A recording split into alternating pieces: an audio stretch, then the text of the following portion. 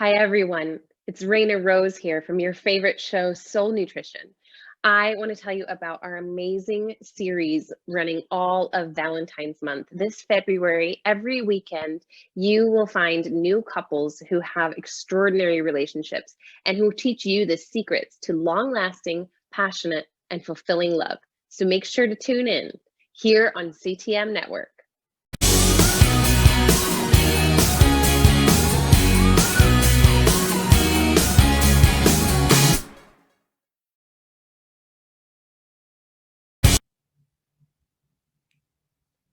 Welcome to the Soul Nutrition Valentine's Month special, where we discuss one very important element of nourishing the soul, love. Today's guests are Morgan and Cheri Snyder of the Wild at Heart and Becoming Good Soil Ministries. Morgan is a grateful husband of over 20 years and a proud father of a wildly creative and witty daughter and joyful and passionate son. He serves as a strategist, entrepreneur, teacher, writer, and speaker, where he has led over a decade of Becoming Good Soil intensives and sold out Wild at Heart men's events across the US, UK, South Africa, and Australia. Cheri is professionally trained in offering trauma-informed soul restoration and care through mindfulness and movement classes. She teaches students regularly at Mary's Home, the Navigators, the Classical Academy, and in private workshops through her organization, the Deeply Rooted Collective. Cheri is a teacher who leads alongside Stacey Eldridge at captivating retreats around the globe and is occasionally a guest teaching pastor at Discovery Church, Colorado. Morgan and Cheri, it is truly an honor to have you on the show today. Reina, I've never been a Valentine's special. No. That makes me nervous. Seriously. Oh my goodness. We were engaged on Valentine's Day, were. but I'm a little nervous to be a Valentine's special. Well, we'll have to take that engagement spirit that you had on Valentine's Day and bring that into this Valentine's special. There's great. also a feeling as you're, reading off those very generous introductions. I'm like, who is she talking about? Oh, so thank you. We're grateful. We're humbled. Thank you so much for the privilege of being here. And really, our heart is to just show up as very regular people on the path, wanting to receive love and grow in our capacity to respond to it and offer it. So thanks for having us, Reina. Oh, it's truly my pleasure. And part of the reason that I invited you here on this Valentine's special is because the love that you two display for God, for one another, for God's children is unique, and it really shines God's glory to the world in such a special way, because you don't only get out there and tell people all the things that have worked for you and the tips and tricks to having a great relationship. You really get into the vulnerabilities of the times that you were having trouble, the times that you were just like all the couples out there who are looking for this kind of advice, and how you made it through with God's guidance, and how you've seen different couples throughout the decades help make it through to have a wonderful relationship, the kind of relationship God created us to have, rather than the relationship that, we kind of see two things out there in the world. This fantasy that everything's going to look like Cinderella and Snow White and happily ever after fairy tale that stops right at the wedding, right? We never see past that. Or you really should just be realistic. Your relationship's going to look like sitting on the sofa watching Netflix, and that's all life has to offer, And so we see these two extremes, and one's just totally unrealistic and the other is not very appealing. And I feel like many of this generation has just lost hope that love even exists. And so I really commend you for going out and showing people it exists. It doesn't look like this, but in so many ways, it's so much better, so much deeper, so much juicier. So I want to get into this a little bit. I want to talk about the 3 styles of communicating. I've gotten, let me just touch really quick. There is a program that you sent me that is now free for people to tune into What was that called so that I can promote that? Because it was fabulous. And I would love for more people to be able to tune into that resource. You know what I'm You're talking talking about the Wild at Heart Tribe? Is that what Yes, you're the talking about? tribe. Yes. Uh-huh. So Wild at Heart, we just moved towards a model of trying to give away almost everything for free in the spirit of, it's a crowdfunded mission. And so we give it away for free. So it's the Wild at Heart Tribe. And you can find it on wildatheart.org. But that's where the teachings that you're referring to, it's an entire library of resources for men, for women, just on inner transformation and spiritual health and well-being. And the specific resource though that dives into these styles of communicating, styles of relating, that's a podcast that we did. And it's a title that's not easy to forget. It's Getting Naked. And that's the Become Good Soil podcast. So be careful when you Google that to find it. But it is the Become Good Soil podcast, Getting Naked. But that's where we offer some vulnerability and courage, where it's the first time we actually ever taught on that topic. Mm-hmm. That's right. And I think it's a two-part series. And yes, so go to the Becoming Good Soil podcast before you look up that title, because who knows exactly what you'll find. Who knows? But you really do bear all the parts of yourself in this Becoming Good Soil podcast, and particularly in the Getting Naked episodes, where you talk about, you had these styles and you talk about they can be healthy or unhealthy. And there's the move away, move toward, and move against. And we'll get a little into it a bit more. But one of the things that I thought, now, Cheri, you were so vulnerable by totally allowing Morgan to open up the part that, hey, where do you have trouble when I am being in my unhealthy move toward, right? And you spoke of a story when you were at a point in your marriage, and I can totally identify this. And I feel like especially younger women who haven't identified this in themselves yet struggle with this a lot, where you're asking, are you okay? Are we okay? Is it okay? You're in a bad mood. Can you be in a bad mood? I don't think you can, and you're trying to make him happy so that your relationship is okay. Instead of, you were saying, I could have allowed him just to have a moment where he's not in a good mood because he's a human, right? So can you talk about how you have, talk about first that instance, and then how you've learned these different styles of communicating and how to move from unhealthy to healthy? Totally. Can I give this up? Yeah, please. Reina, so it's the work on the 3 styles of relating is it's based, or our understanding of it first came through the work of Karen Horney. So just as an aside, she is a psychologist who did a lot of research on this. So we want to give a shout out to her. So she did the work on these 3 primary styles of relating. And as you said, they can be in health or unhealth. And we refer to them as move toward, move away, and move against.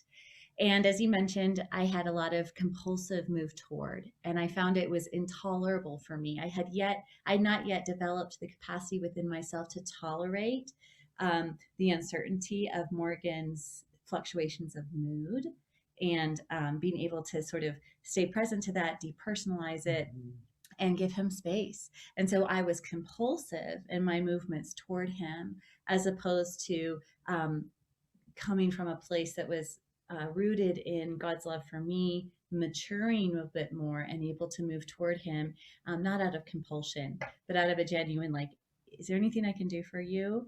And my well-being is not at stake, whether you say yes or no. So it was a long, long process for me of being unhinged from that compulsive moving toward. And I just want to say it had to do with really getting into my own story, letting that, what was happening for me, the activation, what I began to observe of this, like, activation and really the evoking of intense anxiety and agitation in me when he was in a bad mood. Immediately, I would assume it was something I did or didn't do. And I had to become curious about that, and became a trailhead into some deeper story work for me and understanding. And then from that excavation of my story, really asking Holy Spirit to train me to be able to learn to know how to sort of self-soothe with God so that there was more latitude for him to be able to have his feelings and experiences without them needing to be modulated so that I was okay. You know, I love how you're talking about this road that you navigated, and something that you both speak about throughout the materials I have watched and listened to is those young parts of yourself. Maybe some people would call it kind of inner child work, but starting to identify. And I read a really great book about listening and inner healing prayer and healing inner parts of ourselves that talks a lot about what you're talking about too, is kind of going back and identifying when that first, the tendency to jump to this conclusion or the tendency to feel this way when this thing happens occurred in your life, and healing those parts of yourself. Could you talk about the young parts of ourselves and how to identify them and then choose to come from a place of response rather than reaction? Yes. Yeah, maybe I'll take a pass on the category and you could give an example. Sure. Yeah, Reina, I think that often in Christianity, we hear much about the category of salvation. And salvation is a really big reality of coming to a confident, trusting place of our soul under God's care and in genuine connection.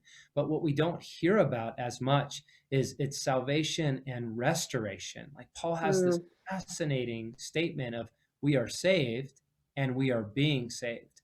And one of the things we've learned is that the path and process of becoming wholehearted requires salvation and ongoing restoration. And so to understand that there are different ages and parts of us that actually get arrested, they get stuck and they fail to grow. A lot of that is out of trauma. And just a perspective from a masculine perspective, I became a follower of God and his kingdom in college. And it was a radical conversion, I would call it, where it was moving from the self-life to a genuine confession and trust and confidence in God. But what I found, Reina, is that I was a man in a man's world, a young man, but what I felt like was a boy on the inside. And so I was a Christian and I had confidence in God and trust in God, but I still had fear. I still had a sense of being on my own and the incessant feeling that's often in the masculine soul in its unhealed place of I am behind. Whatever it is, I am behind.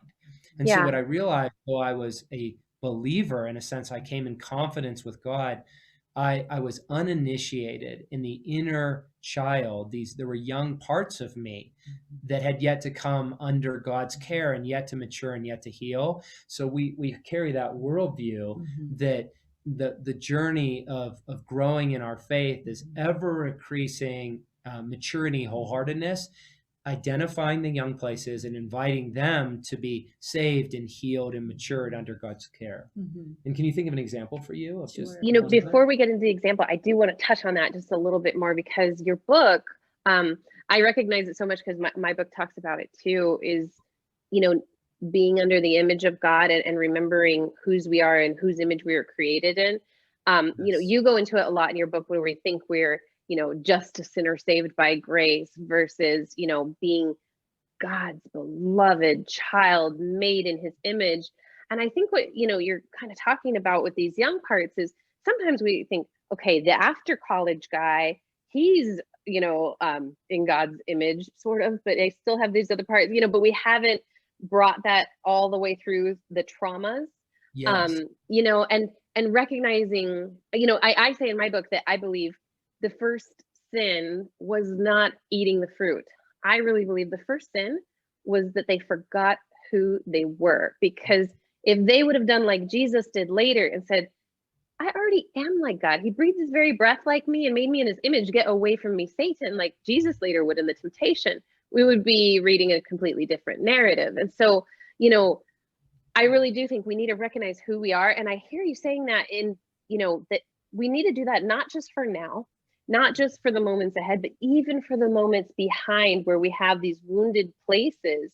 We need to bring this knowing you are also God's beloved child, made in his image, who he's well pleased with, even in that failure or that trauma or whatever it was that is leading to maybe this reactive behavior now. And when we can do that, helps us to come out of a responsive place. Is that correct? It's really well said. Yeah. Exactly. So Cheri, could you share with us one example of those young places and maybe how you found healing in them? Yes, I'd love to. So, I think as Morgan said, we had this worldview, and I think we underestimated how much our young places were going to show up in our marriage. And in fact, we can now see through the eyes of faith and rescue that was, it's like baked into the plan. Like all of a sudden we have this intense proximity to each other. And so the young places are activated, exposed. Nowhere to hide, right? That's the brilliance of marriage. Yeah. It's this divine sabotage of you can't fake it. That's the good news. Yeah. So what I found was, for me, back in this, we touched on this about my compulsive moving toward. Are you okay? Are we okay? Right. Is a little girl who was really insecure in the love of a father, and insecure in who she was, and felt safe when she knew that someone was pleased with her, and felt terrified if she thought that she was bringing displeasure. And so this young place in me began to be able, to kind of tether myself to Morgan and ride the wave of his pleasure or displeasure. And precious Morgan was not wanting to be, he wasn't wanting to be this, sun around which I was all of a sudden orbiting and making my emotional life or my contingent on his ups and downs. He's like, oh my gosh, this is not, I don't recognize you from our dating. I don't recognize you, what in the heck? And so for me, that very scared little girl, very uncertain about if she's loved, if she's safe, if she's secure, just showed up in wild, wild, how should I say, just like really, really present. And what happened for me though, Reina, that I grieve is that I heaped a lot of self-hatred on myself. Like, what's wrong with you? You shouldn't be so, I knew that this wasn't I knew this wasn't mature relating to Morgan. And instead of immediately being curious, I started with contempt. So this dug me down into a depression because I offered contempt for this young place in my heart instead of curiosity. Yeah. And it was really through a process where Jesus came and he said, I'd like to, you offer me your contempt and let me begin to teach you curiosity, to begin to become really curious about what's happening for you. So that exchange of curiosity for contempt has just been signature of the Lord's work in my life. I love that. I think I was reading, I want to say in Luke a few weeks back about offering our bad things. I think we think about offering our praise, offering, all these good things to the Lord, our service, but offering our contempt and receiving from him, what we need. I feel like that's something that's sometimes overlooked in the church, is to offer all that we don't want to be any longer, offer the hurt, offer the contempt, the bitterness, and allow God to give you the forgiveness, allow him to, exchange beauty for ashes for those things. So I think that's overlooked sometimes, that we can also offer as a sacred offering these things that we no longer want to be part of our hearts. And Reina, we've learned it's just a practice. Like to grow and mature takes practice. And an example of that, for years, Cheri was so patient with me and trying this exercise where she'd say, Morgan, I'm inviting you to be with me and listen to me, not as my husband, but as my friend. I just need you to be my friend right now. And I'm thinking, what the heck does that mean? Like, I'm your husband, and let's get to it. Let's get the problem. Let's figure it out and let's fix it, which doesn't work. Okay. No. After 20 years, I've learned. But the invitation was to be known. As you're saying, Mm-hmm. I'm inviting you to know me. And we've learned this mutual practice and process of coming to the center of each other's experience, not to fix and not even to fully perhaps understand in the moment, but simply to accept them, to reflect back to them of, this is what I hear you saying. And so we would do an exercise where she would say, for example, just as my friend, I want to share, like, my husband is leaving for another trip and he's going on an adventure with his friends. And I'm grateful for his time to be with his buddies. And I know he'll come back encouraged and strengthened and be a better husband. But I have these little kids at home and there's so much going on and we don't have the budget. We don't have the time. Now, if I'm husband, I get defensive. What do you mean? Like, when's the last time? But instead, as a friend, I get to look at her and say, no, he didn't. He's leaving again? He just left. Like, what is he doing? And it's playful, right? It's a chance to, not defensive. It's a chance to come to each other's center, empathize, get to know them, and then work together through the restoration of all the young parts. So we don't have contempt, right? But we welcome them into healing. Oh, Reina, I love that. Yes. Can I? So, to this practice of, okay, I want you to listen to as my friend, not as my husband, or vice versa. He's like, I'd like you to listen as my friend, not as my wife. It really was a rescue for us. And the image I'd like to share, because it has never left me since, is that we really did feel like for a while we were in this bramble where every move we made, it was like thorn, like we couldn't move without hurting each other. Like it was just defensive and reaction.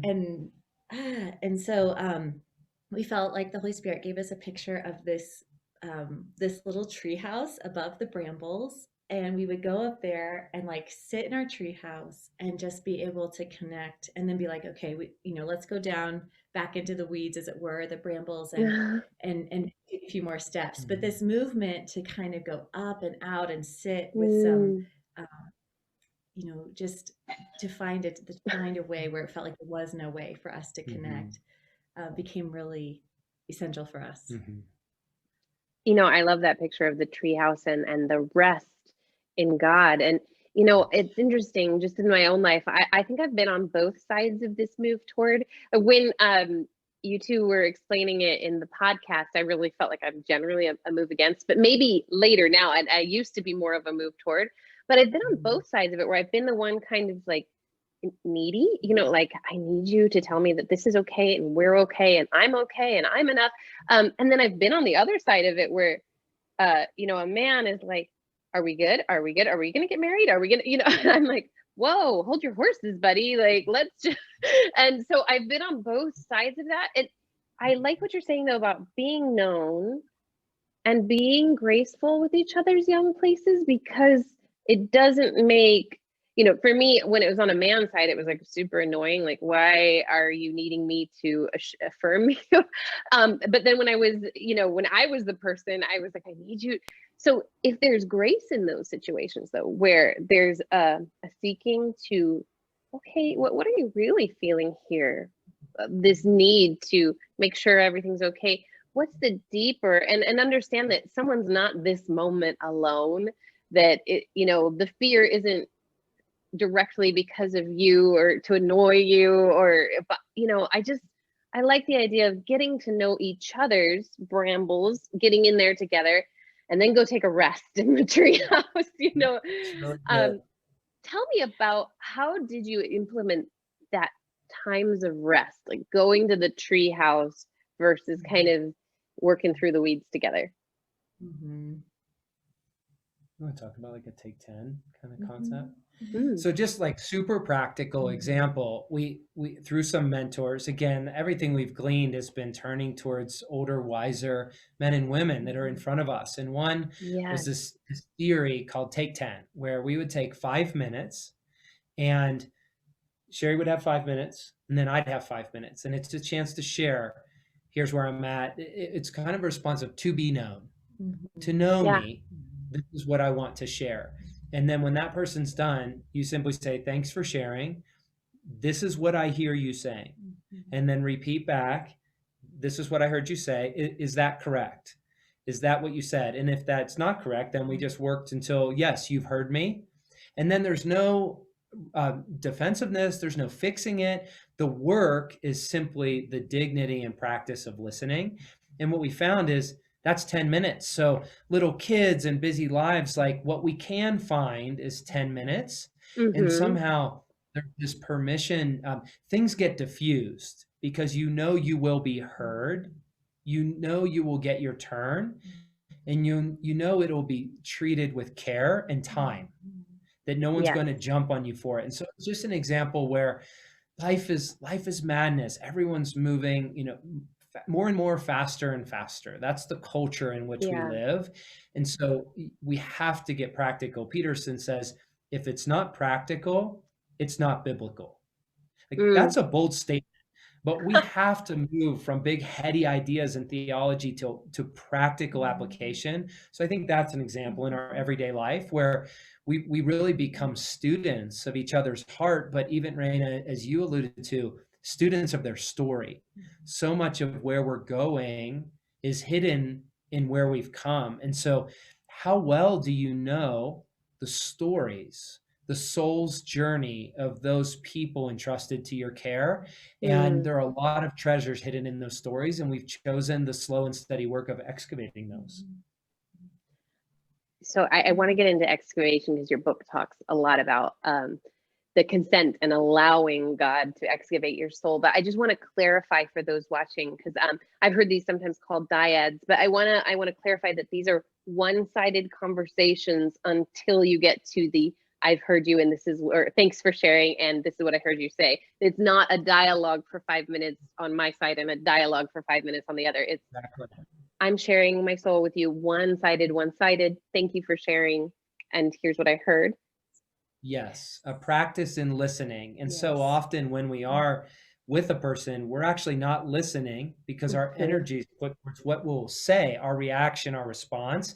And so in this, it's 5 minutes of I'm listening and then reflecting. And then the next 5 minutes is Cheri is listening and reflecting. And so, yes, it's a really healthy practice.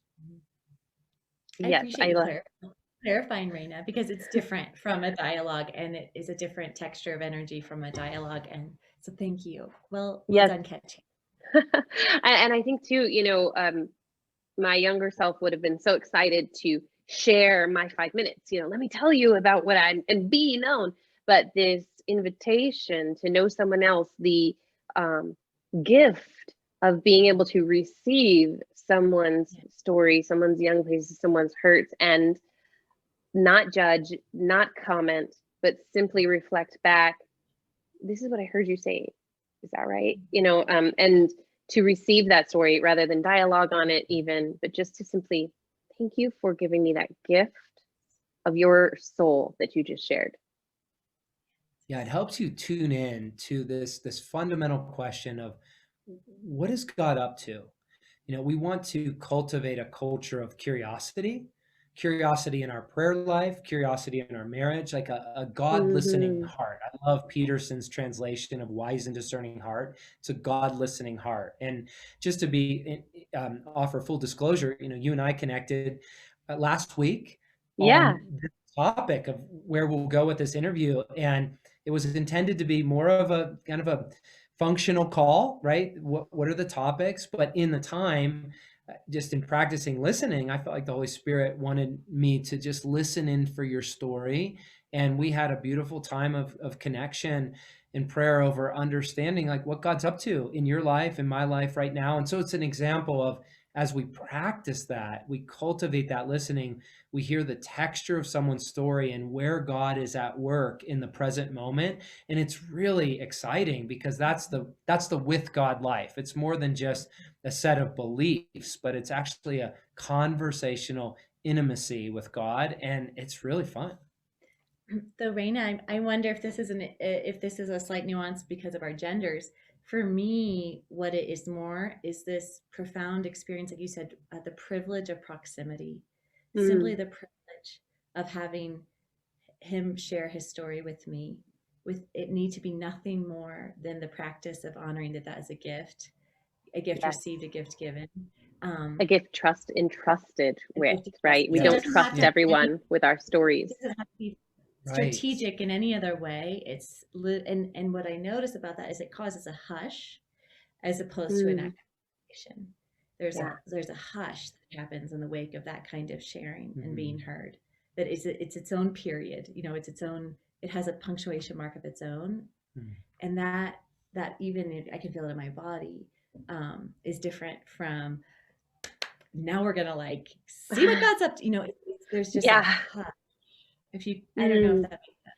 And it makes sense, and it really makes sense because you teach that body, mind, spirit to recognize it within your body as well. And you know, I read so much between like Besser Vandal Kolk's the body keeps the score to, you know, like your body really registers memories. And I love this trust. You know, there's so many places I want to go right now just between the couple of things you said.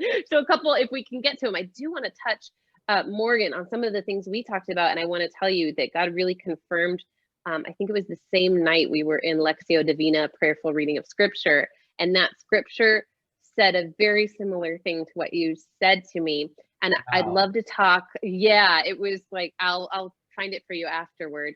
And it was actually about, so we talked about, for the audience, we talked about something in my life that I've kind of been putting out as an energy about me, not intentionally, but being kind of an intimidating person. It's something that since high school, people have told me, you know, I wanted to ask you out, but you were too intimidating. And I said, I had to bring my best friend to all the dances. Like I was looking for someone to ask me, but I was putting out kind of this intimidation energy, and to repent of that energy, because that's the enemy's. So I want to talk a little bit about the enemy's plan for our lives. God has a plan for our lives, and the enemy has a plan to destroy that plan. And so the enemy's plan is to make me look intimidating, unapproachable, you know, when that's not the case, but to make it look so about me. And so we were reading actually the story of the woman who was bent over for 18 years and how the Lord straightened her up instantly, and she was able to live differently from the there forward. And I'd have to go into my notes to find exactly how God was like just clearly speaking to me, how he changed that to having a more welcoming spirit and projecting that around me instantly. But the way you said it, it really took me into what your book speaks a lot about. You know, God has a plan for us, but the enemy has a plan too. And the enemy's plan to sabotage, that's something. So we pray into God's plan for us. What's your plan for our marriage? What's your plan for me as an individual? What's your plan for my purpose? And then we say, and let me listen into what's the enemy's plan to sabotage our marriage? What's the enemy's plan to sabotage my purpose? Because if I need to know the other side's tactics to, you know, come into my camp and destroy. So would you two like to talk to a little bit, both in individual and in marriage, how we need to tune into that spiritual warfare and recognize it's there? I think it was C.S. Lewis who talked about, you know, the only thing worse than getting overly focused on demons in the, you know, that realm is pretending like it doesn't exist. Yes. Yeah, I love that Lewis spoke to that, because spiritual warfare can feel wacky and kind of tangent, right? Yes. Because people take it in wacky directions, but they do. The truth is, like Jesus says, you'll know it by its fruit. And so what is the fruit? What's the fruit of a thought, of a worldview, of a way of relating over time? I think it's very helpful and accessible. And I think, Reina, one of the most important things we can know about any human being and every human being is that they bear the image of God. That's the truest thing. They were formed, they were handcrafted in the Imago Dei, his breath being breathed into them to come to life, that we are eternal beings, right? We will live forever in the Imago Dei. And so one of the most important things is anytime we're relating with another person, to say that's in there. Whatever you're seeing or feeling, the core thing is not the brokenness, not the sin, it's the Imago Dei. And so that scripture in John 10:10, where it says, I have come that they might have life, and life in its full measure. I believe that God intends life for all people and all creation. And therefore, the enemy comes to steal, kill, and destroy. And so I believe part of spiritual maturity, part of growing as an apprentice in God's kingdom, is to become educated, to become a student of how are the particular ways that me as an image bearer, me as a man, Cheri as a woman, in my unique gifting and in Imago Dei temperament, how does the enemy want to steal, kill, and destroy? And I'll give a very just risky example. We talked a little bit about this, Reina, and Cheri and I have talked about this for 25 years. I am intense. I am a very intense person. If you read my book and you hear my stories, or if you watch this podcast, you will know. And my intensity is a mixed bag. And as a young man, it got me in a lot of trouble. And so I tried to repent from that intensity. But here was the challenge, is that intensity, I couldn't repent from it because it's actually the image of God in me. Yes. The issue was, what is it in the service of? So when the intensity is in the service of the false self, of my brokenness, then I use my intensity to answer my soul's question, to find my validation. Do I have what it takes? When that intensity is in the service of love, I offer strength, and it has a governor. And I know by God's leading when and how to employ it and to what measure. So in our marriage, I think, and I'd love to hear your reflection, my intensity, there's nothing I dreamed of more than being a father and being a husband. It's all I ever wanted. And I wanted to lead and love a woman. And so this intensity to come through and be a man and be a hero in our marriage, in about year 13, we were in a counseling office, and I thought we were doing pretty well. Like, we've been through so much healing and restoration. And I was so excited when they asked the question, how are you guys doing? And then I looked over and you were crying again. And I was like bristly, right? You talked about, like, I'm ready to attack. Like, what do you mean? We've done so much work.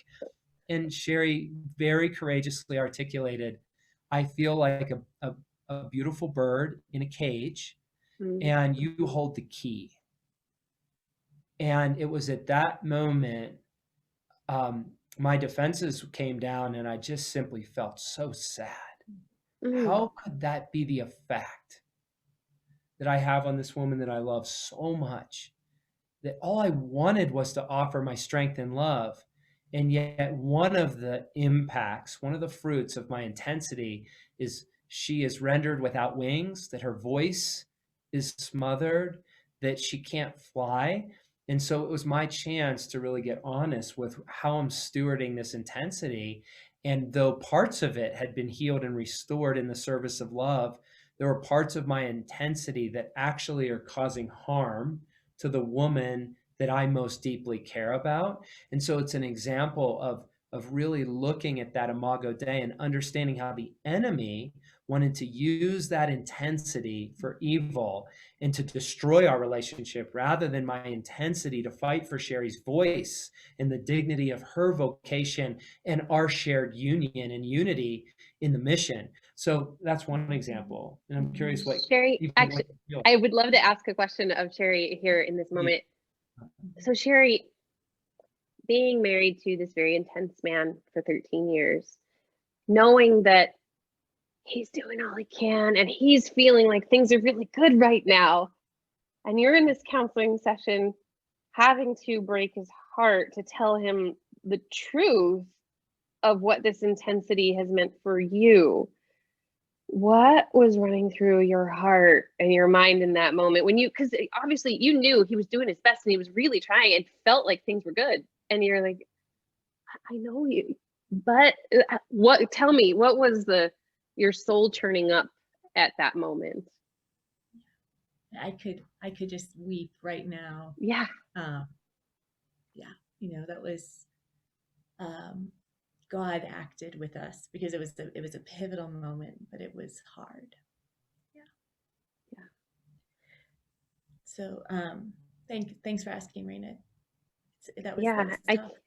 Right. I can imagine, because I believe that you didn't, it wasn't like a dysfunctional relationship where someone's actively like poking at you and trying to hurt you. It was in his love, he was smothering you, right? In his intensity of trying to make things great, he was caging you. And then you wanting to be the love and the goodness toward him, you have to say, I know you mean well, and it's also doing this to me. So how does a couple navigate that? I mean, because that's a hard thing to say when you know the other person's really trying to love you. Totally. I think even one piece in that story is we chose to take our pain to mentors. Right? We were with marriage counselors. We took the risk. Yes. Like no man wants to go to a counselor. Ever. Ever. And no man wants to pay $100 to get kicked between the legs. No man wants that, right? Who wants that? So if there's any men listening, they understand. Okay. I don't know what women are. $140. $140 an hour right now, right? $140 to get kicked between the legs. And it is 10 cents on the dollar for restoration. It is the best investment, one of the best investments we've ever found. So I think what I would say is we were in the hands of caregivers that said, you're safe, you're loved. And that we knew one of our prayers, and Cheri, you introduced this, of we want the full portion of what God has for a man and a woman under heaven. And we don't know what that is, but whatever it is, we want it. And what we've learned in our model of marriage is we want to fight for each other so that the full intention of what God has for Cheri and for me can come to the earth. But also this third piece that we call our union. It's this third entity. It's us being together in this partnership to create a reality that we cannot have without each other.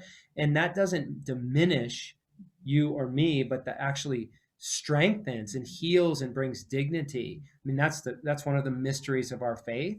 And so I think in that, Reina, we've had to be really careful in treating each other's hearts with increasing dignity, to say this is unfinished. We are under renovation. You know, I love when Lewis says that heaven is the consummation of our earthly apprenticeship. You know, it's the consummation of our discipleship, that we are under renovation. And we're not yet, but we're not who we were. And so we just celebrated 20 years of our marriage. Wow, and so congratulations. It was amazing. And we had these moments where we didn't know if we'd make it.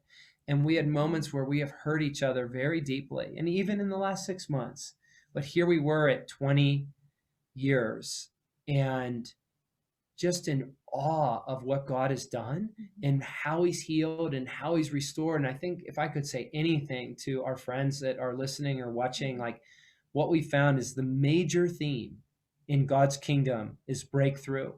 The major theme is restoration and renovation and transformation.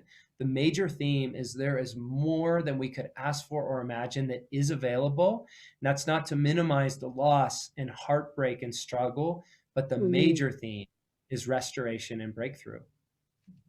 You know, I have been focusing a lot on Psalm 23 of late, especially, you know, talked about the last 6 months. And at the time of this recording, we are hopefully on the back end of a pandemic. And many of us have been squished inside of homes that we normally take our adventures from, go do our activities from, and we come back to we leave our bird cage and we come back to it together. But we've been both stuck in these bird cages, right? And a lot of marriages are suffering. You know, I think, you know, sometimes in the beginning of the pandemic, it was like, oh, you're home. Yay, we get some more time together. And then as people settled into the actual, okay, now I'm working on Zoom. I've figured out how to do my work schedule. I'm actually kind of working more because we're figuring this all out. And now I also don't have a separation of church and state. You know, like there's no separation of home and work. And so it's all bleeding into each other. And we just don't, we don't know how to function in this. And we have to figure it out together. And we're going to hurt each other because it's all new landmines we haven't excavated yet and allowed God to come in and give him consent to excavate this new thing. So talk about, even after 20 years, even after leading dozens and dozens of couples, maybe hundreds between all the ministries, maybe thousands, to wonderful restored relationships, you find yourself, in a pandemic, still finding new landmines to hurt each other with. To talk about that, because I think maybe some people out there, in this pandemic phase are finding, okay, well, my marriage just doesn't work because I've seen in these last 6 months the true person and it's not good, rather than that grace of, there's some unhealed parts that being stuck together has shown us. Totally. Reina, on that, Brene Brown does some amazing work on that idea of an FFT, and I'll translate it: frightening first time, but just this grace of anytime we have you said it so well, but just to normalize the landmines, because we've never done this before. We've never done it. It's so helpful in terms of introducing that grace. And so just in solidarity with any couples or any men and women listening, like, we're right there with you. We're all doing, we have been doing this for the first time. And we want to receive grace. And so thank you so much for inviting us as a community with your listeners to just remember to be gracious with each other in that. In one way, we've learned to be gracious the hard way is we do have a growth mindset. Like one of the values in our home is to cultivate lifetime learners and lovers. And like, we mean that with our whole heart. We want our children to become lifetime learners and lovers. And one of the challenges with a growth mindset and being students is it's always looking towards the not yet. It's always looking towards the, where do we need to grow, right? Where do we need to grow in our marriage? Grow in our yard, right? It's hope in a future, just to be so focused on what needs to grow. Right. You're like, right. Oh yes. That's important, and that's true. And also, like, right in the tapestry of the gospel is celebration. Right? It's just amazing. The first invitation to Adam, he's told that Adam and Eve are meant to rule and reign. But the first invitation is to rest. The first invitation is to stop and settle in. His tanks are full. He's just been created. And the first act is pause and look at the marvelousness of the world in which you inhabit and the invitation bestowed upon you.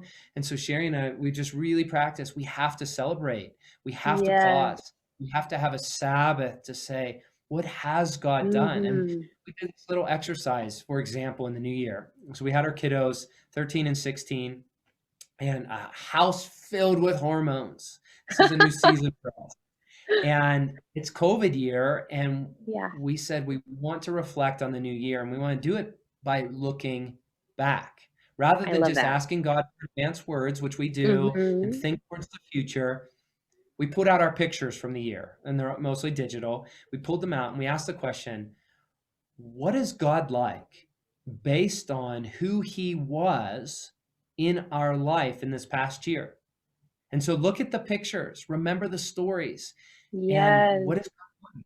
And how do we trust then confidently that's who God will be as we move into this new year? And so, like, a simple activity, Joshua, our son, he looked through his pictures of football was canceled, lacrosse was canceled, that youth group retreat was canceled, everything was canceled. And yet there were all of these other adventures and life hacks and kingdom opportunities that came up as well. And in all of it, he said, what I learned, God is the one thing that's reliable. All these other things that I put my hope in as a 16-year-old turned out to not be reliable, but God is and was reliable. And so I think it's just an example of, where are you celebrating? How are you celebrating? One of our mentors told us, and this is just real tactical, but it's the spirit of it, is in your conversation, make it 75% celebration and positive, and 25% what we need to do with the kids and the budget and the house and my issues.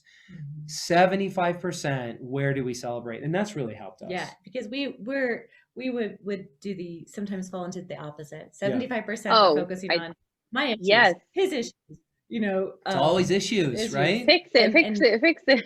Yeah, with the heart of where, or even worse, just complain about it and never have any intention to fix it. Like that. A lot of really, right? fall into that. Wow, we have to shift our ratios so much. And how did you do that? Because I would love, like, honestly, I always say I don't talk on the phone to many people, because a lot of people, you talk on the phone too much, and then it just starts becoming all about problems, and because there's really nothing more to talk about.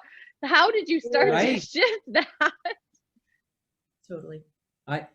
Like, how can someone begin to make 75% complaining turn into 75% celebration? Mm-hmm. Yeah, I'd love to hear your thoughts and on this. I think it's important for both of us. I think for me, one of the big things that Cheri's modeled in our home that was huge is a culture of forgiveness, of really having a culture where we are quick to say, I'm sorry, I was wrong. Will you forgive me? And I love you. Like a simple exercise of begin with, I'm sorry, like I was wrong. I take ownership, rather than here's where I was right and here's what needs to be fixed. It's I'm sorry, keep my side of the street clean. Here, I'm going to own what is mine that's shaping this situation, this problem. And I think it's really created a gracious culture of really owning my stuff and room for other people's hearts and opinions and perspectives and voices to be heard. So that's one piece for me. That's interesting. I wasn't expecting you to say that. I would say, Reina, for me, that these questions, like, for example, if you're on a phone call, ask, what is something you're celebrating, or what is something that's going really well for you right now? What do you observe that's going really well? So just, trying to keep that question between us. What are you celebrating? What went really well today? What are you excited about? Also, what are you exploring? Like, what's catching your interest and you're finding yourself kind of fascinated by and wanting to pursue that and learn more about it. So like for us, a step was generating questions that could spark that shift toward positivity.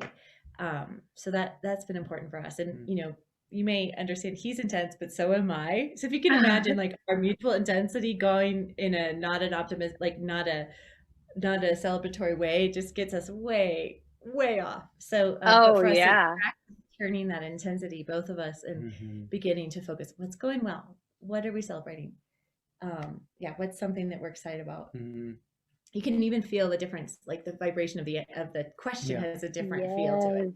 Yes.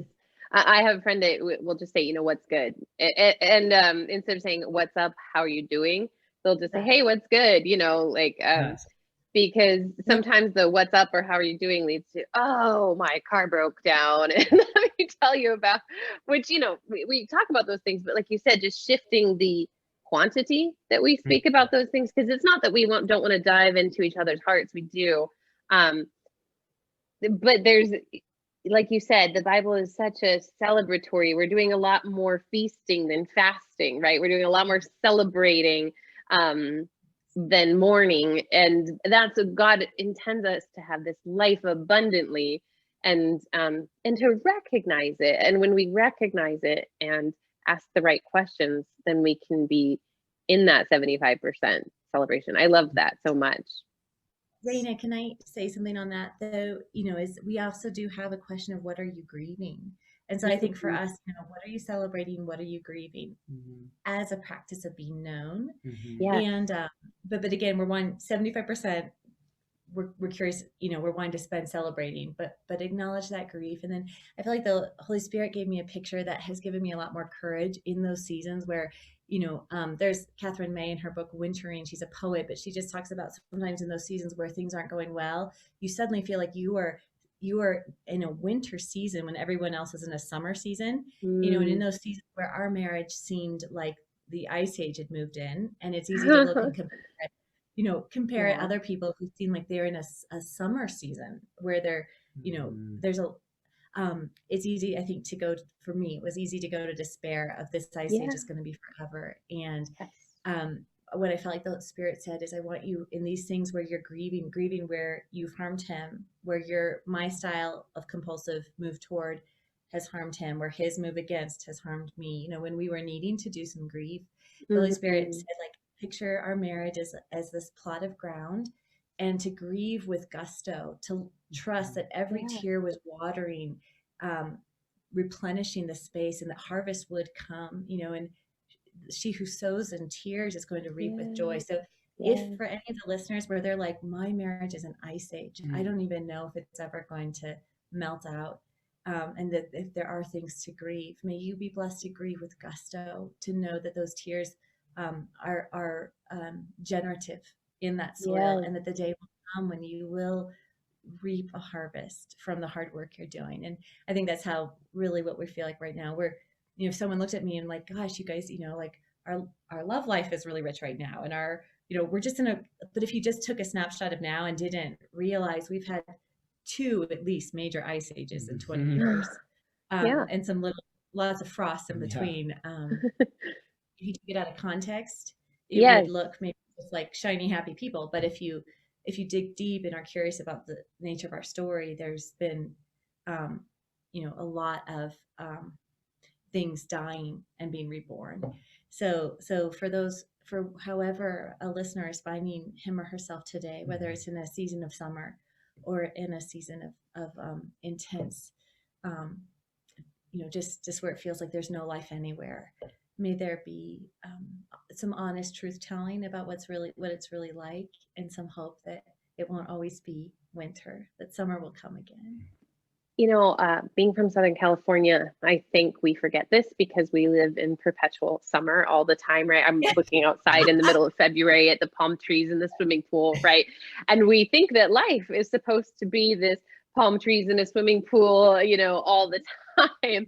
And we forget the rhythms of life that God put all throughout nature to teach us the scriptures all around us, right? And again, I've been coming back to that Psalm 23, how God makes us lie down in green pastures and beside quiet waters to restore our soul. And I think in a culture of hustle, climb the mountain at all costs, we forget that we resist him making us lie down in those green pastures because we say, no, God, I gotta take the hill right now. And he goes, no, you don't understand. I need to restore your soul so that you can soar up the hill rather than struggle. And I think, especially right now in this COVID time, so many people, whether it's in relationships or career, or just this collective consciousness of people suffering, or a lot of pause that's happened during this time. Like you were mentioning, your son Joshua saying, like, this got canceled and that got canceled. We can feel cheated, or that we're not able to take the mountain right now. Or we can say, God is restoring my soul. Like you said, I can be weeping tears into the ground, that the soil can really become rich, and be in that moment. I think another thing that in the church and in a culture of personal development and making, like you said, how do we improve? And I've been the worst offender of this, so I can say it out of experience. We say, just keep saying that affirmation and you'll be okay. But there's times when we really need to feel it. And I've had really well-intending friends, anywhere from, when I've been in tough spots in life, maybe like a dark night of the soul, as Mother Teresa would have called it. And I remember one of my good friends in the church at Monaco I used to sing at, she said, it's going to get better and everything's going to be okay. And I looked at her and said, I know that. I do. But God is excavating this in my soul right now. And it's painful. I just need you to be here with me in my pain, because I know it will get sunny again. I know that healing and feeling good is around the corner, but I have to allow, and I love again that you always talk about that, allowing God to excavate your soul. Like, I have to allow this to happen. And sometimes surgery doesn't feel good, especially if you don't have an anesthetic, right? Sometimes it's like, it's a painful excavation, and we have to feel it. And so I want to encourage anyone out there who's maybe feeling that they're not good enough or not worthy because they're feeling pain.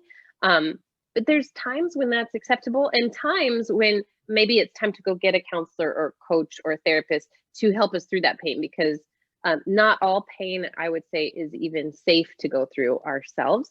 God didn't call us to be alone. It's the first thing, God said, this is good and this is good. Not good for man to be alone. So I want to encourage anyone out there who needs, seek out a counselor or a therapist or a coach, because these are really helpful.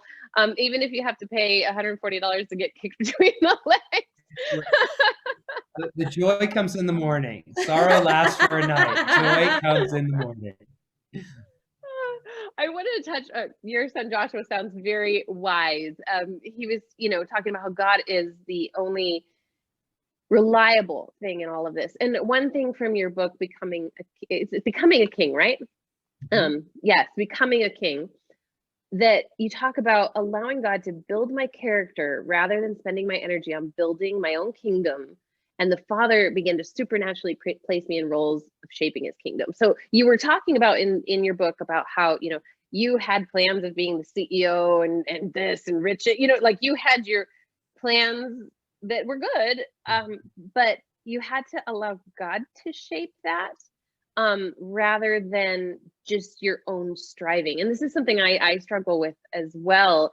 How have you seen that in your marriage, where maybe you're, seeing couples who are in that summer moment and you're striving to get out of the winter as fast as you can, or, but allowing God to come into that season and gently melt away the frost rather than trying to take a blow dryer to it, perhaps. Yes. Yeah, that's awesome. Yes. Go, buddy. There's one kind of prayer mantra that a mentor gave me years ago that I just latched onto that's helped, where it's live in the day and measure in the decade. Live in the day and measure in the decade. Because, Reina, we find that by default, we do the opposite. We live in the decade and we measure in the day, right? It's like the stock market, like every 10 years. If you just look decade by decade, there's a pretty obvious trend. Yeah. And yet if you look day by day, it's bipolar and schizophrenic, and it will drive you mad, right? Oh, because that's not the measurement.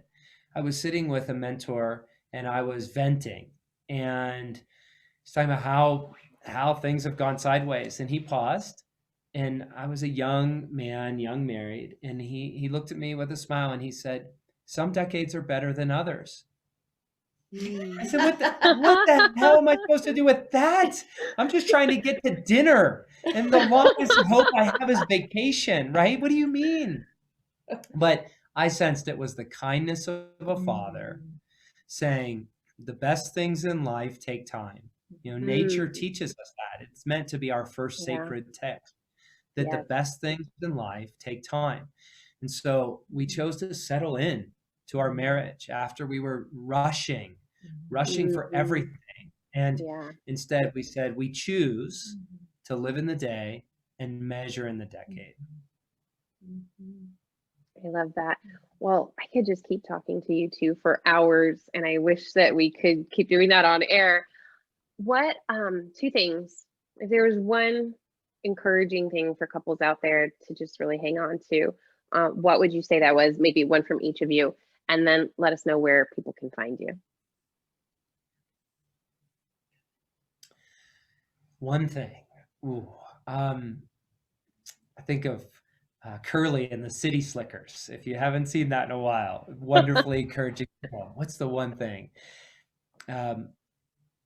What I found, and I really unpack this in Becoming a King, and really in all of my work with Become Good Soil, is when a person comes home to sonship and receives God as a parent, as a father, as a mother, and we come home as a daughter and a son. And that shapes our seeing, our interpreting. I believe in some way that's the lens by which all things become true and good and beautiful. And there's a lot more to say about that in Becoming a King, but I think it's just one practice that I've developed over a life, or over maybe about 13 years, that has transformed my life, is when I wake up in the morning, the very first thing I do, which is available to me on every day, is to declare in my soul, God, you're a father and I am your son. And I invite you to father me today. before I get out of the bed, before I brush my teeth, before I shift to a to-do list or all the places that I need to come through or I feel behind, I begin with that acknowledgement. You are my father. I am your son. I invite you to father me today. And Reina, what I found in that as a husband, as a father, as a man, to allow scarcity to be replaced with abundance, to allow independence to be replaced with this intimacy of interdependence and connection with a father who's abundant and strong and caring and playful and ordering. A really good story for my life. Yes. Becoming a son changes everything. That's what I'd say. Mm-hmm. How about you? Mm-hmm. I can relate to that, Morgan. And for me, that shift from just not having a revelation of the love of a father to beginning to receive God's love in my body has completely changed how I experience every moment of every day. So I echo that, Morgan. Reina, what I would like to invite, those who are listening and watching is, can ask yourself to choose one thing for the next 2 weeks to become curious about and how you observe yourself responding or reacting in your marriage. Just choose one and begin to ask Father about it, and become curious. So there's this little acronym that Morgan and I use together. So the first one is pause and listen, PAL. And then it's ground and soothe. So if I'm agitated, I need to find some way to kind of find my grounding, find some way to be soothed that doesn't bring harm to Morgan or to myself. And then be curious about the root. And so to just choose one thing in kindness to become curious about with an expectation that there's great treasure to be found in that just simple posture of curiosity. I love that. And so where can we find your ministry online, as well as the book, Becoming a King, which I am about 2/3 of the way through and I cannot recommend more. So those of you out there listening, make sure that you tune into that podcast, the Becoming Good Soil. I've just found so much treasure in that. Buy the book, whether that's I got it on Audible, so you can listen to it, or you can get the hard copy as well, which I have at home. I really encourage you, check out these materials, because you are going to grow. And I'm sure you've heard a lot of treasure just now, and we could go on for hours. So if you'd like to go on for hours with us, make sure to check out the book, check out the website, check out the podcast. And Morgan, could you remind us where the website is? Sure. Yeah, it's been such a privilege and honor to walk with you and with men and women around the globe that want more. I think we find ourselves as students and apprentices, Reina, and we want the full portion. And I think if anything in this time together has really moved people and they're curious, that's what we've given our life's work to. So all of that can be found at becomingaking.com. We've got blogs and podcasts and video teaching, but it's all at becomingaking.com. And Reina, for my my business, Deeply Rooted Collective, you can find me on Instagram. It's deeplyrooted_collective. Just a group of humans engaging these questions together. Yes, and really tuning into that soul body connection that God has given us. I think that's one thing we misunderstand in the church is the flesh, and that our body that God himself chose to create and then incarnate in is a very good thing, and it is separate from flesh, as we read in the Bible. So yes, definitely tune into the deep-rooted_collective. Is that correct? Thanks. Deeply_collective. And then deeplyrootedcollective.com. Perfect. Definitely tune into that, because we all, I think, especially as a church, need to remember that our bodies, these created temples to harness the soul that God has breathed into us, are really good things, and we can tune into what God's showing us in our body. So definitely check out Deeply Rooted Collective, check out Becoming Good Soil, check out Becoming a King. All of it. There's just so much, and you can be with us for hours and hours. We encourage you to join us. So we thank you so much for tuning in. And until I see you again, may the Lord bless and keep you, cause his face to shine upon you, and nourish your soul. Hello, CTM News viewers. We love you and appreciate you. I'm, of course, Reina Rose, host of Soul Nutrition on CTM News. I'm excited to tell you about my new book, Sin Tastes Good, Nourishing Your Soul in an Empty Calorie World, where we explore connection to God, self, and other people around us. Have you ever wanted to deepen your connection with God, deepen your connection with those around you, and deepen your connection with yourself? Well, this is the book for you. We dig into questions about what we want our lives to look like and answers of how to get there. It comes out Thanksgiving 2020, and I can't wait to have you all read Sin Tastes Good along with me. For special updates, please follow my Instagram, which is The Soul Nutritionist, with little underscores underneath the words. And also, if you would like to email me for some exclusive content from this book, my email is reina@reina-rose.com. Looking forward to hearing from you soon. God bless and keep you, and nourish your soul.